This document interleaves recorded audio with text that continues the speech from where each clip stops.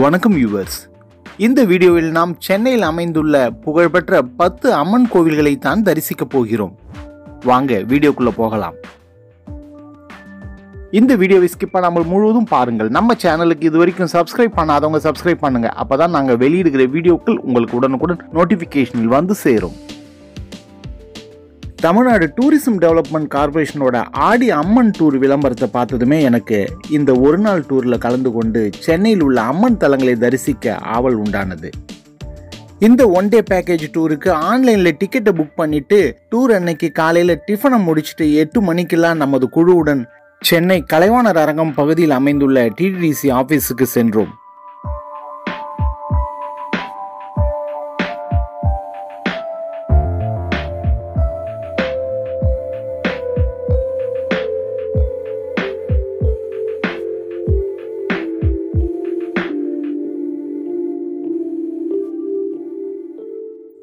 எல்லோரும் வந்தவுடன் டூர் காலை 8:30 மணி அளவில் ஆரம்பமானது.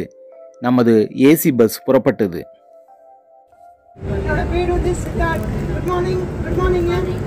இவங்க கூட வந்து நிறைய டூர் போயிருக்கேன். மூணார் டூர், ஃபர்ஸ்ட் வந்து மூணார் டூர் போயிருக்கேன்.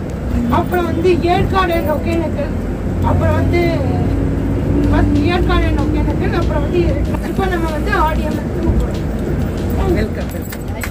இந்த ஒரு நாள் டூர்ல 10 கோவில்கள் பார்க்க இருப்பதாக சொல்லி இருந்தார்கள்.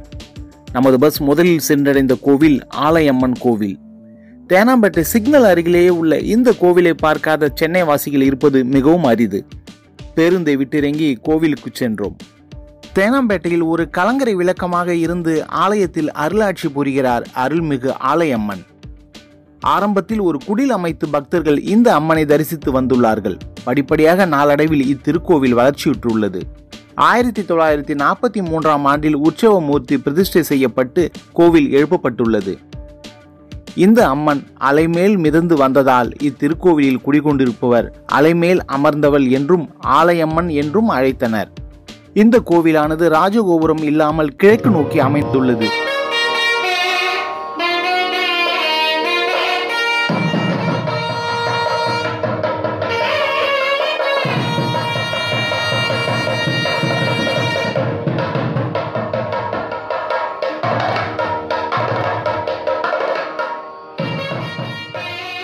முகமண்டபத்தில் பலிபீடம், துவஜஸ்தம்பம் மற்றும் சிம்ம வாகனம் ஆகியவை உள்ளன. கருவறை, அர்த்த மண்டபம் மற்றும் முகமண்டபம் ஆகியவற்றை கொண்டுள்ளது. அர்த்த மண்டப சன்னதியில் விநாயகர், உற்சவர்கள், சுயம்பு மூர்த்தம், வெளிப்பிரகாரத்தில் விநாயகர் மற்றும் வள்ளி தேவசேனா சுப்பிரமணியர், வேப்பமரத்தடி நாகர்கள் மற்றும் நவகிரகங்களும் இங்கு உள்ளன. ஆலயம்மன் கோவிலை தரிசித்த பின்பு நாம் அங்கிருந்து புறப்பட்டு அடுத்ததாக சென்ற கோவில் முப்பாத்தம்மன் கோவில். சென்னையின் மையப்பகுதியாக திகழும் தியாகராய நகரில், அதாவது மாம்பலத்தில் கோவில் கொண்டு முப்பாத்தம்மன் அருள்பாலித்து வருகிறார். ஒரு காலத்தில் தற்போதைய பனகல் பூங்காவின் பின்புறத்தில் வயல்கள் நிறைந்து காணப்பட்ட பகுதியில் விவசாயிகள் நெல், வாழை, காய்கறிகள் மற்றும் பூச்செடிகள், பழம் தரும் மரங்களை வளர்த்து வந்தனர். இப்பகுதியில் வேப்ப மரம், அரச மரம் அருகே பாம்பு புற்று அருகில் அம்மன் விக்கிரகம் ஒன்று கண்டெடுக்கப்பட அதை புற்றின் அருகே பிரதிஷ்டை செய்து மக்கள் வழிபடத் தொடங்கினர். முப்போகமும் விளையும் நிலத்தில் இருந்து அம்மன் விக்கிரகம் கண்டெடுக்கப்பட்டதால் அம்மன் முப்பாத்தம்மன் என்ற பெயரில் அழைக்கப்பட்டார். குறுகிய சாலைகளை கொண்ட இப்பகுதியில் பஸ் செல்ல முடியாததால் பஸ்ஸை விட்டு இறங்கி நடந்து சென்று கோவிலை தரிசித்தோம்.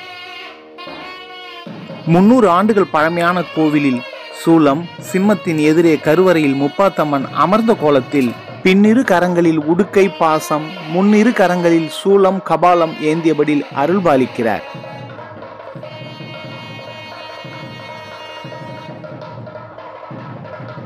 முப்பாத்தம்மன் கோவிலை தரிசித்த பின் நாம் சென்ற 3வது கோவில் அருள்மிகு பிடாரி இளங்காளியம்மன் கோவில், சைதாப்பேட்டை. பிடாரி இளங்காளியம்மன் மாம்பலம் மற்றும் சைதாப்பேட்டையின் காவல் தெய்வமாக கருதப்படுகிறார். சைதாப்பேட்டை காவல் நிலையத்திற்கு எதிரே உள்ள பிரதான சாலையில் இந்த கோவில் அமைந்துள்ளது. மூலவர் தெய்வமான இளம் காளியம்மன் கருவறைக்குள் அமர்ந்த நிலையில் காணப்படுகிறார். மேலும் அவருக்கு முன்னால் ஒரு உற்சவர் சிலையை காணலாம்.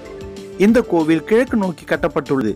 கோவிலில் அர்த்த மண்டபம், முகமண்டபமும் உள்ளன. இந்த கோவிலில் கோஷ்டத்தில் மகாலட்சுமி, சரஸ்வதி, துர்கை போன்றோரின் சிலைகளை காணலாம். இந்த கருவறை சதுர வடிவில் உள்ளது. 2 நிலை விமானமும் விமானத்தின் மேல் ஒரு கலசமும் உள்ளது. கருவறைக்கு எதிரே ஆஞ்சநேயரை காணலாம். கோவிலின் முன் மண்டபத்தில் சப்த மாதாக்கள் மற்றும் அன்னமார்களின் சிற்பங்கள் உள்ளன. பஞ்சமுக விநாயகர், பைரவர், நாகர், அரசடி விநாயகர் மற்றும் ஆதிசேஷன் சிலைகளும் இங்கு உள்ளன. வினை தீர்த்த வள்ளி தேவசேனா சமேத சுப்பிரமணியர் மற்றும் நவகிரகங்களும் உபசன்னதிகளும் இங்கு உள்ளன. சைதாப்பேட்டையில் தரிசனம் முடித்த பிறகு அடுத்ததாக நாம் தரிசிக்கிற கோவில் அஷ்டலட்சுமி கோவில், பெசன்ட் நகர். சென்னை பெசன்ட் நகரில் உள்ள அஷ்டலட்சுமி கோவிலில் அஷ்டலட்சுமிகளின் வடிவங்கள் 8 சிற்ப நூல் விதிப்படி நிறுவப்பட்டிருக்கிறது. நாங்கள் இக்கோவில் சென்றபோது கும்பாபிஷேக திருப்பணி நடைபெற்றுக் கொண்டிருந்தது. இக்கோவிலின் தரைத்தளத்தில் ஸ்ரீ மகாவிஷ்ணு, ஸ்ரீ மகாலட்சுமியின் பிரதான சன்னதிகள் அமைந்துள்ளன. கிழக்கே திருமுக மண்டலம். அப்படியே பிரகாரத்தை சுற்றினால் தென்பகுதியில் ஸ்ரீ ஆதிலட்சுமி, மேற்கில் ஸ்ரீ தானியலட்சுமி, வடக்கில் ஸ்ரீ தைரியலட்சுமி, மீண்டும் ஸ்ரீ மகாலட்சுமியின் பிரதான சன்னதி உள்ளது. பின்பு 2வது தளத்தில் ஏறினால் முதலில் கிழக்கு முகமாக அருள்பாலிக்கும் ஸ்ரீ கஜலட்சுமியை தரிசனம் செய்யலாம். அதன் பிறகு பிரகாரத்தை சுற்றினால் தென்பகுதியில் ஸ்ரீ சந்தானலட்சுமி, மேற்கில் ஸ்ரீ விஜயலட்சுமி, வடக்கில் ஸ்ரீ வித்யாலட்சுமிகளையும் வழிபாடு செய்யலாம். அதன் பிறகு ஸ்ரீ கஜலட்சுமி சன்னதியிலிருந்து 3வது தளத்திற்கு மேலேறி சென்றால் பிரதான நிலையில் ஸ்ரீ தனலட்சுமி அருள் புரிவார். இவ்வாறாக அஷ்டலட்சுமிகளையும் பிரதான சன்னதியில் ஸ்ரீ மகாவிஷ்ணு, ஸ்ரீ மகாலட்சுமி மூர்த்தங்களையும் தரிசித்து சகல சௌபாகியங்களும் நாம் இங்கு பெறலாம். பெசன்ட் நகரில் அமைந்துள்ள அஷ்டலட்சுமியை தரிசித்து விட்டு நாம் அடுத்ததாக சென்ற இடம் மயிலாப்பூர் கோலவிழி அம்மன். இந்த கோவிலுக்கு செல்லும் பாதைகள் மிகவும் குறுகலான சாலைகள், ஆட்டோ மட்டுமே செல்லக்கூடிய அளவிலான மிகச்சிறிய சந்துகள். கோலவிழி அம்மன் திருத்தலம் 1000 ஆண்டுகளுக்கு முற்பட்டது என்பதற்கு சான்றாக இங்கு அமைந்துள்ள கலைநயமிக்க நடனம் ஆடும் காளி உற்சவர் அமைந்துள்ளது. புகழ்பெற்ற மயிலாப்பூர் 63 விழாவிற்கு தொடக்கமாக முதல் மரியாதை பெறும் தலமாக இத்தலம் திகழ்கிறது. இந்த முதல் மரியாதைக்கு காரணம் இது கபாலீஸ்வரர் கோவிலின் துணை கோவில் என்பது மட்டுமல்ல, மயிலாப்பூர் நகரின் எல்லைகளை காத்தருளும் காவல் தெய்வமாக இத்தல அம்மன் விளங்குகிறாள் என்பதுதான். இக்கோவில் ஒரு நீண்ட வரலாற்றை கொண்டுள்ளது. மேலும் மயிலாப்பூர் பகுதியில் மக்கள் குடியேற்றம் தொடங்கிய போது இக்கோவிலானது பாதுகாப்பு அரணாக விளங்கி உள்ளது. கோவிலின் முக்கிய தெய்வம் கோலவிழி அம்மன். அவர் பத்ரகாளி அம்மன், அம்பிகா மற்றும் மயூரபுரி கிராம தேவதை என அழைக்கப்படுகிறார். இந்த தெய்வம் சுயம்பு என நம்பப்படுகிறது.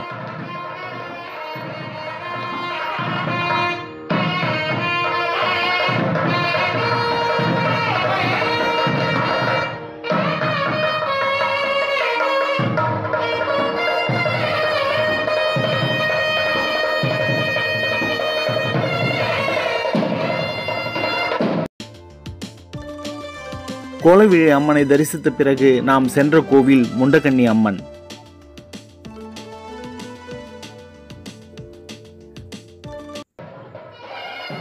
ஆயிரத்தி 300 ஆண்டுகள் பழமையான இக்கோவில் முண்டகன்னி அம்மனின் வசிப்பிடம் ஆகும்.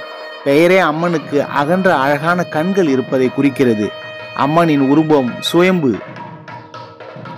மக்கள் தங்கள் ஆரோக்கியத்திற்காக இந்த கோவிலுக்கு வருகிறார்கள். இக்கோவில் நாகதோஷம் போக்குவதற்கு சிறப்பாக சொல்லப்படுகிறது. கோவிலின் பின்புறத்தில் ஆலமரத்தின் கீழ் ஒரு எறும்பு புற்று உள்ளது. நாகதோஷம் உள்ளவர்கள் இங்கு வழிபாடு செய்து தங்கள் நாகதோஷம் போக்க பாம்புக்கு பால், முட்டை ஆகியவற்றை வழங்குகிறார்கள். இந்த கோவிலின் மற்றொரு சிறப்பு என்னவென்றால் முண்டகக்கன்னி தேவியின் கருவறை ஒரு ஓலை கொட்டகை. ஏனெனில் அம்மன் இயற்கையால் சூழப்பட்டிருப்பதை விரும்புகிறார். தேவியின் சிலை தாமரை மொட்டு மற்றும் கீழே திரிசூலத்தின் சிற்பம் போன்றது. முண்டகன்னி சரஸ்வதி தேவியின் அவதாரம். எனவே அவர் தனது பக்தர்களுக்கு கலை, மென்திறன்கள் மற்றும் இசையில் ஞானத்தை வழங்குகிறார். நடனம் அல்லது இசையில் பிரகாசிக்க விரும்பும் மாணவர்கள் இக்கோவிலுக்கு சென்று தேவியின் ஆசியை பெறுகிறார்கள். முண்டகன்னி அம்மனை தரிசித்த பிறகு அடுத்ததாக நாம் மயிலை கபாலீஸ்வரர் கோவிலில் வீற்றிருக்கும் கற்பகாம்பாள் அம்மனை தரிசிக்க சென்றோம். மயிலாப்பூரில் உள்ள கற்பகாம்பாள் கோவில் கபாலீஸ்வரர் கோவிலின் ஒரு பகுதியாகும். இது கபாலீஸ்வரர் உடனுரை கற்பகாம்பாள் என்று அழைக்கப்படுகிறது. கற்பகாம்பாள் பார்வதி தேவியின் மற்றொரு பெயர். இந்த கோவிலில் அவர் இறைவியாக வணங்கப்படுகிறார். மயிலாப்பூர் கபாலீஸ்வரர் கோவில் சென்னை நகரத்தில் உள்ள பழமையான மற்றும் முக்கியமான கோவில்களில் ஒன்றாகும். இது சைவ சமயத்தின் முக்கிய வழிபாட்டு தலமாகும். பங்குனி மாதம் நடைபெறும் பிரம்மோற்சவம் இங்கு மிகவும் பிரசித்தி பெற்றது. அப்போது லட்சக்கணக்கான பக்தர்கள் கோவிலுக்கு வருகை தருவார்கள். கபாலீஸ்வரர் கோவில் கற்பகாம்பாள் சன்னதி கோவிலின் வடக்கு திசையில் அமைந்துள்ளது. இக்கோவிலின் தலபுராணத்தின்படி மயிலாப்பூர் என்ற பெயர் இறைவி உமாதேவியார் மயில் உருவம் எடுத்து சிவபெருமானை வழிபட்ட தலபுராணத்தை அடிப்படையாக கொண்டது. இத்திருக்கோவில் சன்னதியில் உள்ள தலவிருட்சத்தின் அடியில் இத்தல புராண கதை காட்சி கல்லில் செதுக்கப்பட்டுள்ளதை காண முடியும். மேலும் இக்கோவில் மயிலையே கைலை, கையிலேயே மயிலை என சிறப்பாக அழைக்கப்படுகிறது. நமது குழுவினருடன் கபாலீஸ்வரர் கோவிலை தரிசித்து முடிக்கும் போது சரியாக நேரம் 1 மணியை தாண்டி இருந்தது. அடுத்ததாக நாம் செல்ல வேண்டிய கோவில் மாங்காடு என்று கூறினர். அங்கே நமக்கு கோவிலில் மதிய உணவு ஏற்பாடு செய்துள்ளதாக கூறினார்கள். சென்னை அடுத்துள்ள மாங்காடு பகுதியில் அருள்மிகு காமாட்சி அம்மன் கோவில் அமைந்துள்ளது. இக்கோவிலில் 7 நிலை ராஜகோபுரம் உள்ளது. தெற்கு நுழைவாயில் வழியாக கோவிலுக்குள் நுழையும் போது வரசித்து விநாயகர் ஒரு சிறிய துணை சன்னதி உள்ளது.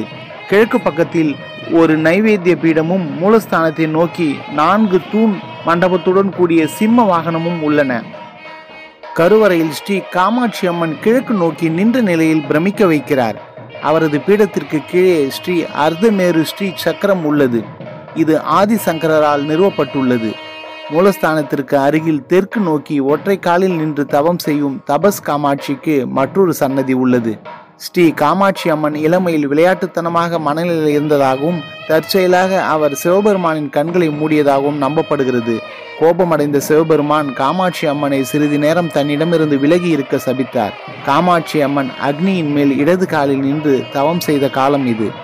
அதனால்தான் அவருக்கு தபஸ் காமாட்சி என்று பெயர். மூலஸ்தானத்திலிருந்து சற்று தொலைவில் கிழக்கு நோக்கிய ஆதிசங்கரின் சிலை உள்ளது. அருகில் தெற்கு நோக்கிய சரஸ்வதி, காமாட்சி மற்றும் லக்ஷ்மியின் உற்சவர் சிலைகள் உள்ளன. அவை ஒரு சிறிய மண்டபத்தில் வைக்கப்பட்டுள்ளன. அதற்கு அப்பால் மேற்கு நோக்கிய கணபதி மற்றும் சூரியன் சிலையும் உள்ளது.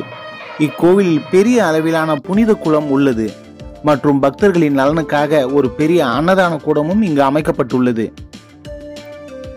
இந்த அன்னதான கூடத்தில் நமது குழுவினர் அனைவருக்கும் அன்னம் பரிமாறப்பட்டது. உணவு மிகவும் சுவையாக இருந்தது.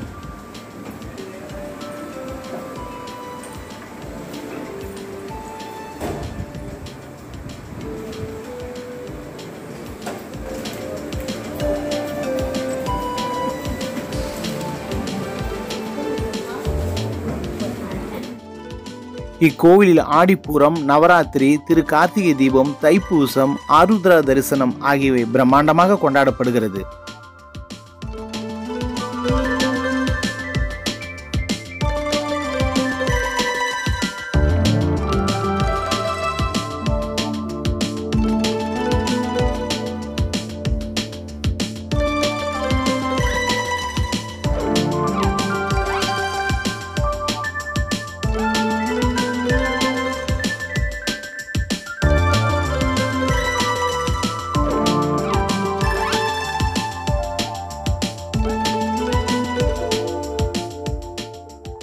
மாங்காடு கோவிலின் தரிசனத்தை முடித்த பின்பு நாம் அடுத்து திருவேற்காட்டில் வீற்றிருக்கும் தேவி கருமாரி அம்மனை தரிசிக்க சென்றோம்.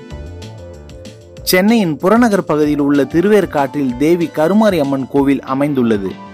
இந்த கோவிலுக்கு செல்லும் பிரதான சாலையில் ஒரு பெரிய வரவேற்பு வளைவு உள்ளது. திருவேற்காடு பேருந்து நிலையத்திற்கு அருகில் இந்த கோவில் அமைந்துள்ளது. இந்த கோவிலில் 5 நிலைகளை கொண்ட கிழக்கு நோக்கிய ராஜகோபுரம் உள்ளது.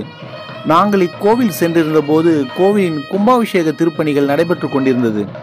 முருகப்பெருமான் இங்கு வந்து சூரன் என்ற அரக்கனை எதிர்த்து போரிடுவதற்காக தன் தாயாரான கருமாரி தேவியிடம், அதாவது பார்வதியின் அவதாரம் வேல் ஈட்டி பெற்றதாகவும் அதனால் இந்த இடம் வேல்காடு என்று அழைக்கப்பட்டு வேற்காடு என மாறியதாகவும் கூறப்படுகிறது. இந்த கோவிலானது சுமார் 1000 ஆண்டுகள் பழமையானது என கூறப்படுகிறது. கோவிலின் நுழைவாயிலில் கொடிமரத்தின் இடதுபுறத்தில் ஒரு மரத்தின் கீழ் விநாயகர் சன்னதி உள்ளது. கோவிலுக்குள் நுழையும் போது இடதுபுறத்தில் நவகிரக சன்னதியும் வலதுபுறத்தில் ஸ்ரீனிவாச பெருமாளின் சன்னதியும் காணலாம். இந்த கோவிலில் வள்ளி தெய்வ யானை, தட்சிணாமூர்த்தி, மகாலட்சுமி, காயத்ரி மற்றும் ஆஞ்சநேயர் ஆகியோருடன் சுப்பிரமணியருக்கு சன்னதிகள் உள்ளன. அகத்திய முனிவருக்கும் இங்கு ஒரு சன்னதி உள்ளது. கோவில் வளாகத்திற்கு முன்னால் வேத தீர்த்தம் என்ற சிறிய கோவில் குளம் உள்ளது. சுப்பிரமணியரால் உருவாக்கப்பட்ட குளம் திருச்சம்பர் பொய்கை என்று அழைக்கப்படுகிறது. இந்த புனித குளத்தில் நீராடுவது தோல் தொடர்பான நோய்களை குணப்படுத்தும் என நம்பப்படுகிறது.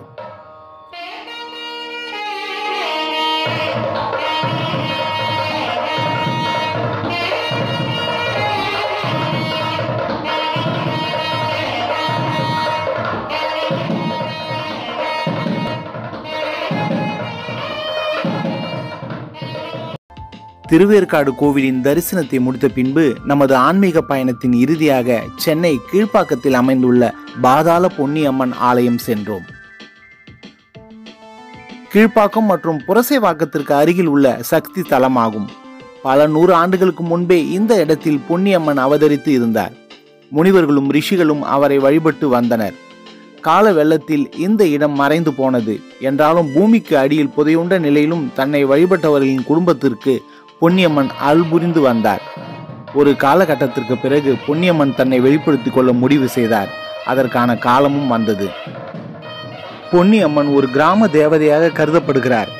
பொன்னி அம்மன் என்பது சிவபெருமானின் மனைவியான பார்வதியின் மற்றொரு பெயராகும். மோட்சம் திரையரங்கிலிருந்து சுமார் 1/2 கிலோமீட்டர் தூரத்தில் சென்னை புரசைவாக்கத்தில் இக்கோவில் அமைந்துள்ளது. சுமார் 500 ஆண்டுகளுக்கு முன்பு கிணற்றுக்காக தோண்டப்பட்ட குழியில் சிலை காணப்பட்டதால் அம்மனுக்கு பாதாள பொன்னியம்மன் என்ற பெயர் ஏற்பட்டது.